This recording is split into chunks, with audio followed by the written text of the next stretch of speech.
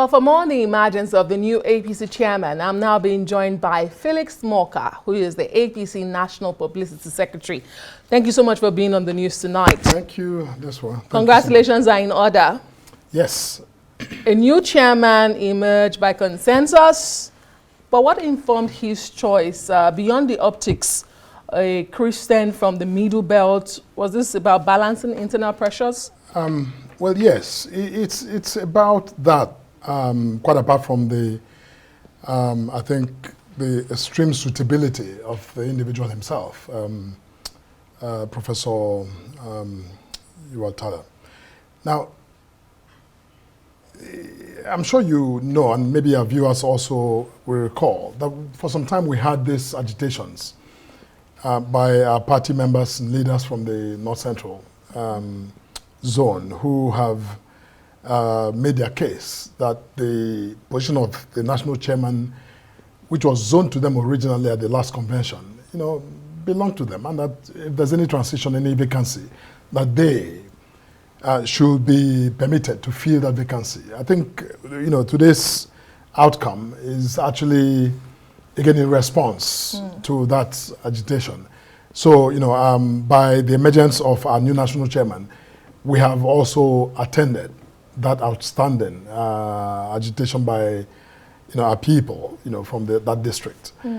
But quite apart from that, our new chairman is, a consummate administrator. He's, a technician. He's a technical person. He's also, very political. Has, very mature thinking, and because he comes, from this background that's not, really heavy-handed on, prior political, depth. He brings some freshness.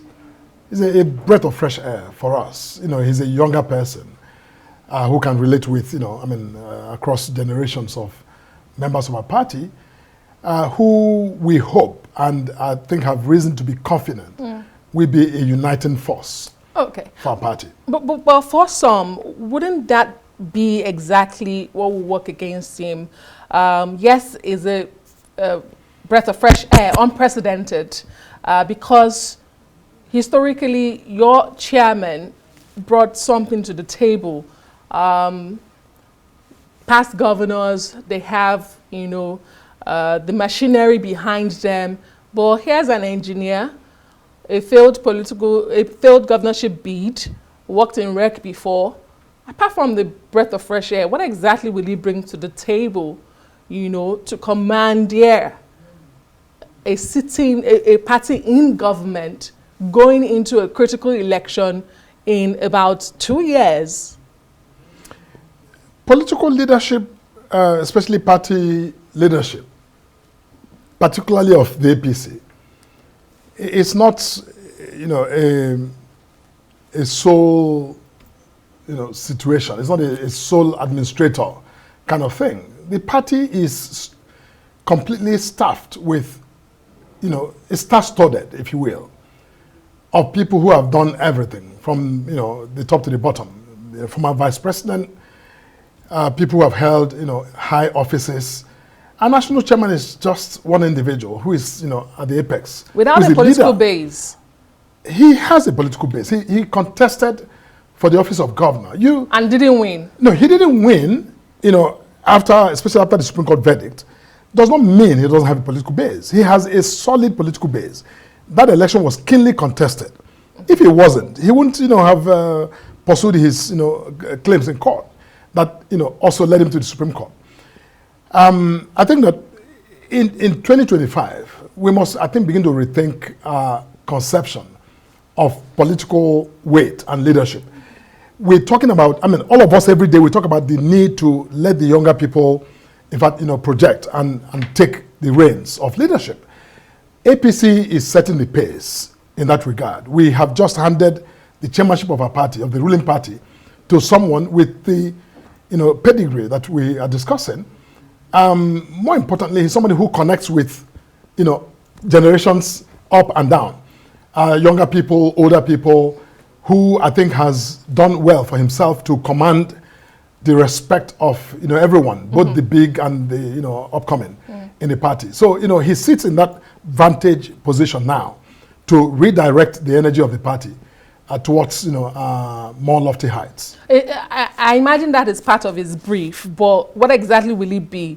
Rebuild internal unity, reshape the party's image, expand the party, prepare for 2027. What exactly is his brief? Look, I don't think there's anybody, quite frankly, who could have come along that's better positioned to unite the party. Because this is someone now who everyone, irrespective of the issues at stake or at play, we recognize as the chairman, who is not in some historical context connected to some of those major issues that people may have, but who comes with that freshness, that optimism, that capacity to inspire and urge all of those who may have concerns to rest it and give the party that chance to flourish. If there's anyone who can, I think, articulate this argument, I think it's a new national chairman, because, like I said, he's not anybody that you can associate with any existing baggage that the party may have. Whereas now he's chairman, he was just Minister of Humanitarian Affairs. We're very confident that his emergence, I think, provide that new impetus for renewed energy to engage. Fingers crossed. While he was nominated by the president, reports suggest that it was the backing of the APC governors that sealed his emergence in the early hours of today, suggesting that perhaps there were some opposition to his emergence? No, APC, I think in a short period of existence, we've, I think, continued to demonstrate that we are a party that has very strong, coherent, consistent internal democratic systems. If you notice, in the last week, there was a flurry of activity at the national headquarters with the progressive governors, with people going back and forth, having conversations, negotiating. And eventually, today, we had a consensus outcome of all of that engagement. So, this is not the first transition we have, even in recent times, with Abdullah Adamu, when he left, that led to the emergence of Ganduje. You saw how quickly and how maturely we handled it. And today, we did this within an hour. So show that all of this time since the resignation of former national chairman, there had been a lot of talking and meeting and thinking.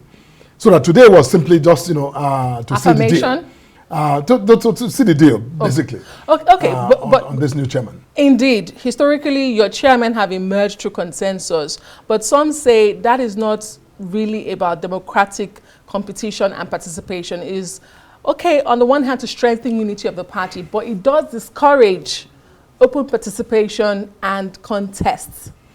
No, you see, we must understand that contests, in that sense, in the sense of contestation by individuals who may vie, belongs especially to the National Convention. When you have these extraordinary situations where there's a resignation, and NEC, being the highest decision-making body of a party outside of the National Convention, has constitutional powers and responsibility to manage that transition as we did today. So what happened today is not a National Convention, it's a NEC meeting with full authority, constitutional authority, to make that decision as it did. Okay. But the point is that all of the other things about democracy and that belongs to the National Convention, which we're going to have at the end of the day. Hopefully December 31st. Correct. We'll be keeping our eye on that. Felix Morka, thank you so much for coming in. Thank you. The National Publicity Secretary of the governing APC.